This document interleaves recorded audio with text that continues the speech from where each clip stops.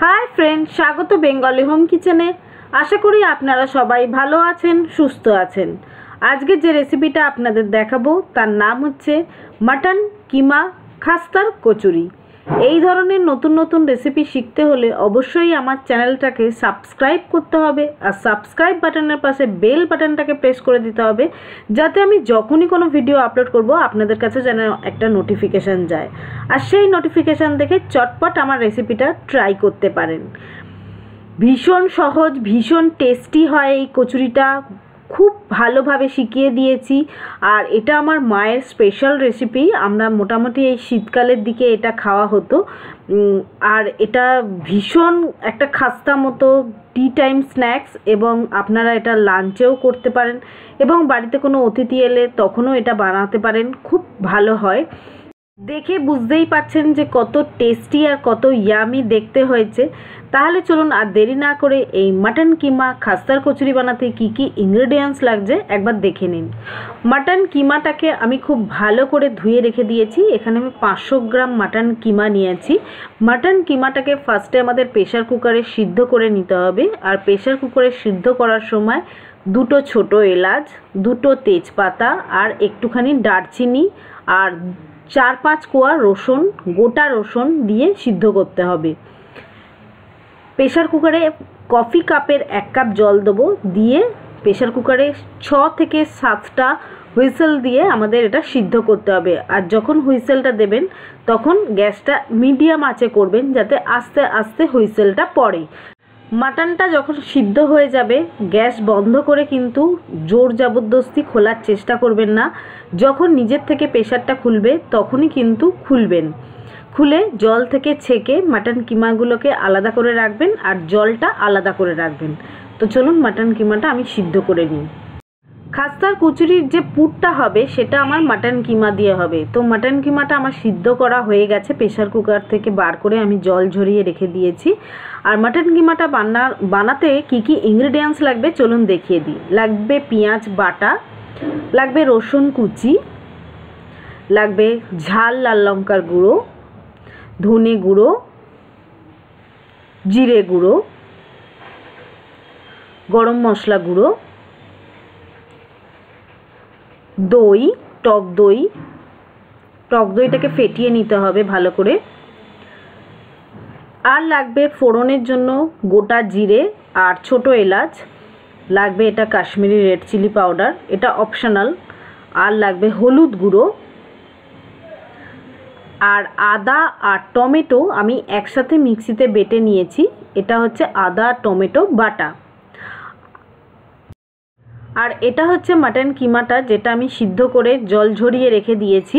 আর জলটা কিন্তু ফেলবেন না, এই মাটন সিদ্ধ জলটা কিন্তু দিয়ে আমাদের পরে রান্না করতে হবে। তো মাটন সিদ্ধ জলটা কিন্তু অবশ্যই আলাদা করে রেখে দেবেন।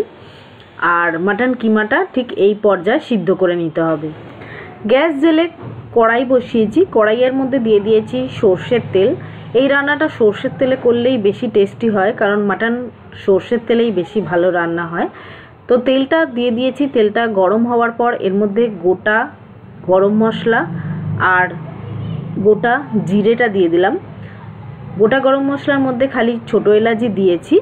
এবার আমি ফোড়নটা একটু নাড়াচাড়া করে নিচ্ছি। ফোড়ন থেকে যখন সুন্দর গন্ধ বেরোবে তখন এর মধ্যে দিয়ে দেবো পেঁয়াজ বাটাটা।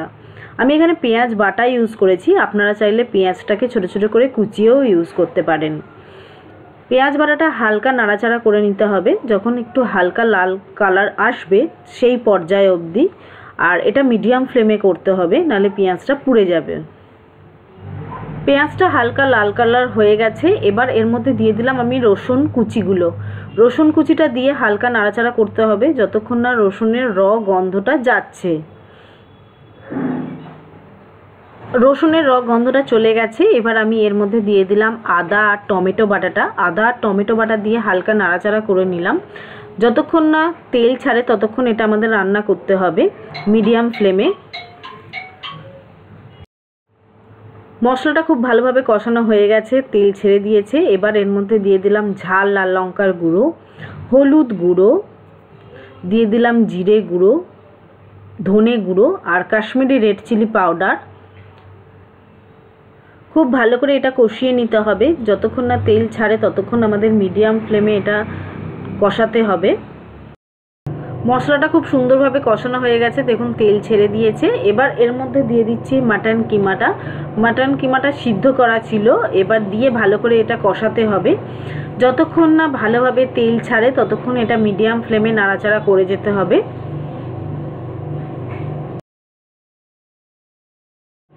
খুব সুন্দরভাবে মশলাটা কষানো হয়ে গেছে, দেখুন মাটন কিমাটা। এবার এর মধ্যে দিয়ে দিলাম টক দই। টক দইটা দিয়ে আবার নাড়াচাড়া করে দিচ্ছি, দিয়ে আবার এটা জল শুকনো অবধি কিন্তু আমাদের রান্না করতে হবে। আর টক দইয়ের সাথে আমি আরেকটু জলও দিয়ে দিলাম যাতে মশলাটা খুব সুন্দরভাবে কষানো যায়। এবার মিডিয়াম ফ্লেমে এটাকে কষাতে হবে। কড়াইটা চাপা দিয়ে দেবেন, দিয়ে এবার এটা শুকনো হওয়া অবধি আমাদের রান্না করতে হবে মিডিয়াম ফ্লেমে। দেখুন মোটামুটি অনেকটাই তেল ছেড়ে দিয়েছে আমাদের মাটন কিমা থেকে। তো এই পর্যায়ে অবধি আপনাদের চাপা দিয়ে কষাতে হতো। এবার এর মধ্যে আমি দিয়ে দিচ্ছি অল্প একটু জল। বেশি জল দেওয়ার দরকার নেই, কারণ মাটন কিমাটা অলরেডি আমাদের সিদ্ধ করা। মাটন কিমাটা থেকে কিন্তু দেখুন অনেকটা তেল ছেড়ে দিয়েছে এবার কষাতে কষাতে। তো এবার আমি দিয়ে দিলাম মাটন কিমার সিদ্ধ করা যে জলটা দিয়ে সিদ্ধ করেছিলাম, সেই জলটা ফেলিনি আমি।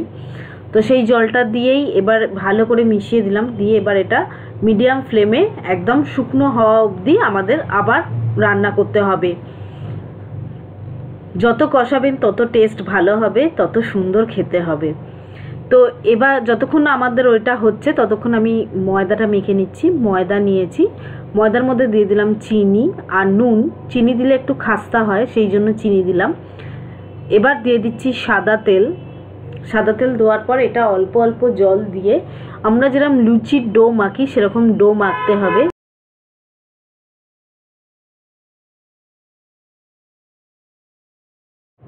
মোটামুটি আমার ময়দাটা অনেকটাই মাখা হয়ে গেছে, আর অল্প একটুখানি মাখা বাকি আছে। তো এবার এটা মেখে কিন্তু আমাদের 15 থেকে 20 মিনিট রেখে দিতে হবে চাপা দিয়ে, যাতে ময়দাটা খুব ভালোভাবে সেট হয়ে যায়।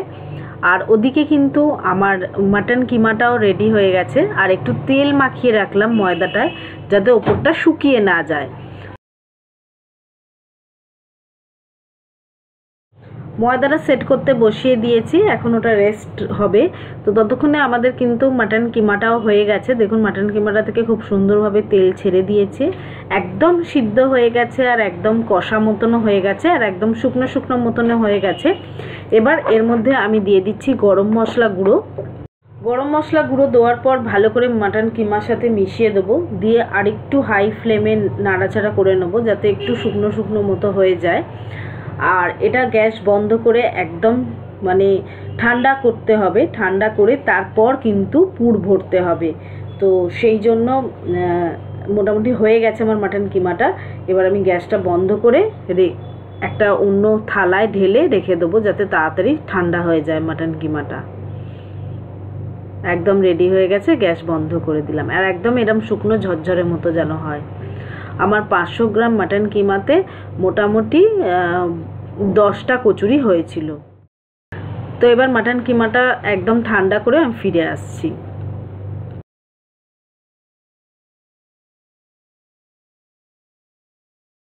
ময়দাটা আমাদের সুন্দরভাবে সেট হয়ে গেছে। এবার এর থেকে একটু বড় বড় করে লেচি কাটতে হবে, যেরকম আমরা রুটি বানাই সেরকম সাইজের লেচি কেটে নিতে হবে।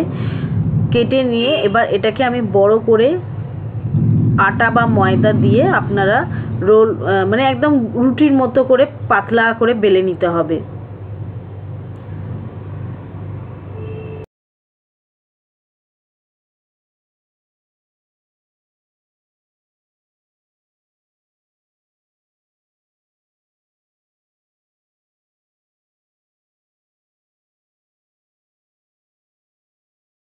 রুটিটা বড় করে একদম বেলা হয়ে গেছে। এবার এর গোলগুলো কেটে নেব, কারণ এটা আমাদের চৌকো শেপে করতে হবে।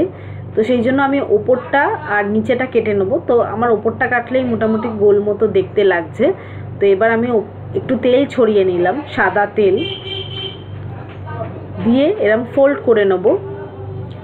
ফোল্ড করে নিয়ে ধারগুলো কেটে নেবো, তাহলেই আমাদের এটা চৌকো শেপে চলে আসবে। এরকম চৌকো করে আমরা সবগুলোকেই করে নেব। তাও আমি আর একটা দেখিয়ে দিচ্ছি। এইভাবে এটাকে রেখে দিতে হবে। ভালো করে দেখে নিন। অবশ্যই জানাবেন আমার এই রেসিপিটা কেমন লাগলো। আর এই রেসিপিটা যদি ভালো লেগে থাকে একটা লাইক করবেন, শেয়ার করবেন বন্ধু এবং ফ্রেন্ডসদের মাঝে, যাতে এই রেসিপিটা আরও অনেকে শিখতে পারে। আর লাইক করবেন যাতে এইরকম উৎসাহ পাই আমরা আরও ভালো ভালো এরকম রেসিপি আপনাদের সাথে শেয়ার করব। তো আর একটা রুটিও আমার বেলা হয়ে গেছে, ওপরে একটু তেল ছড়িয়ে দিলাম, দিয়ে এবার এটাকে আগেই 4 ফোল্ড করে নেব, নিয়ে তারপর কাটবো। আপনারা এইভাবেও করতে পারেন, আগে না কেটে পরেও কাটতে পারেন, যাতে 4 চৌকো মতো দেখতে লাগে। মোটামুটি এইভাবে কেটে নিতে হবে। এইভাবেই আমি সব পিসগুলো রেডি করে নেব। তো সব লেচিগুলো আমার রেডি করা হয়ে গেছে। দেখুন এইভাবে, এটা ফ্রিজে রাখার ব্যাপার নেই, এটা জাস্ট সবগুলো একসাথে এভাবে বানিয়ে নেবেন। নিয়ে এবার এটাকে বেলতে হবে। কি করে বেলতে হবে, কি করে কচুরি বানাতে হবে সেটা দেখে নিন। খাস্তার কচুরি একটু মানে বাইরেটা মোটা হয় আর অনেকগুলো লেয়ার থাকে, তো সেই লেয়ারগুলোর জন্যেই কিন্তু এই প্রসেসটা করতে হবে। আর এটা বেশি পাতলা করে এবার আর বেলতে হবে না, জাস্ট একটুখানি বড় করে বেললেই হবে, যাতে আপনারা ভেতরে পুর রেখে আর কি এটা ফোল্ড করতে পারেন। বেশি পাতলাও না বেশি মোটাও না, এইভাবে বেলে নিতে হবে। এবার 1 চামচ করে মাটনের পুরটা দেখুন কতটা ড্রাই হয়ে গেছে এখন একদম। তো এবার 1 চামচ বা বেশি দেবেন না, যাতে ফেটে না বেরিয়ে যায়। তো 1 চামচ মতো দিলেই যথেষ্ট। দিয়ে এবার দেখুন আমি কিভাবে ফোল্ড করছি। এবার এই কোণ থেকে এই কোণ নেবেন, এবার এইটা কুচি দিয়ে দিয়ে কুচি দিয়ে দিয়ে কুচি দিয়ে দিয়ে এইভাবে আর কি মুড়ে, যেন একটু ফাঁক না থাকে, দেখবেন যেন সমস্ত জায়গাটা খুব ভালোভাবে যেন মোড়ে, কারণ ফাঁক থাকলে ভেতরে তেল ঢুকে যাবে, তখন খেতে ভালো লাগবে না। আর ওপরটা যদি মনে হয় অনেকটা রয়ে গেছে, তখন ওপরটা একটু ছিঁড়ে দিতে পারেন।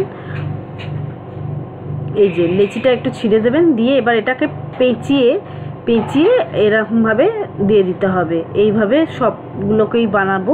আমি আর একটা দেখিয়ে দিচ্ছি, যদি একটায় না বুঝতে পারেন সেই জন্য আমি আর একটা বানিয়ে দেখাচ্ছি, দেখে নিন ভালো করে।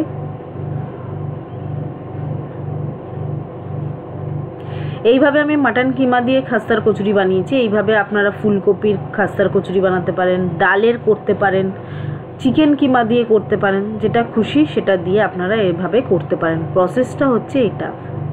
অনেকেই আমায় রিকোয়েস্ট করেছিল, তো সেই জন্য আজকে এই রেসিপিটা আপলোড করলাম। ভালো করে দেখে নিন কিভাবে আমি ফোল্ড করছি। এভাবে করলে কি হবে, ওই কুচি কুচি ব্যাপারটা আসবে। এবার এখানটা মুখটা ওপরটা পেঁচিয়ে নিতে হবে, পেঁচিয়ে নিয়ে এভাবে ভালো করে আটকে দিতে হবে, যেন তেলে পড়ে না খুলে যায়, সেটা দেখে নেবেন। তো ভাজার জন্য আমি এদিকে তেলও বসিয়ে দিয়েছি। ছোটো কাপের 1 কাপ তেল গরম করে নিয়েছি, সাদা তেলে ভাজতে হবে। তেলটা যখন গরম হয়ে যাবে তখন গ্যাসটা লো ফ্লেমে করে কচুরিগুলো ছাড়তে হবে। ছেড়ে কচুরিগুলো মিডিয়াম টু লো ফ্লেমে এপিট ওপিট করে যতক্ষণ না হালকা ব্রাউন কালার হচ্ছে ততক্ষণ ভাজতে হবে। আপনারা যদি কড়া ভাজা ভালোবাসেন তাহলে সেই পর্যায়ে ভাজবেন, যদি হালকা ভাজা ভালোবাসেন তাহলে সেই পর্যায়ে আপনারা ভেজে নেবেন।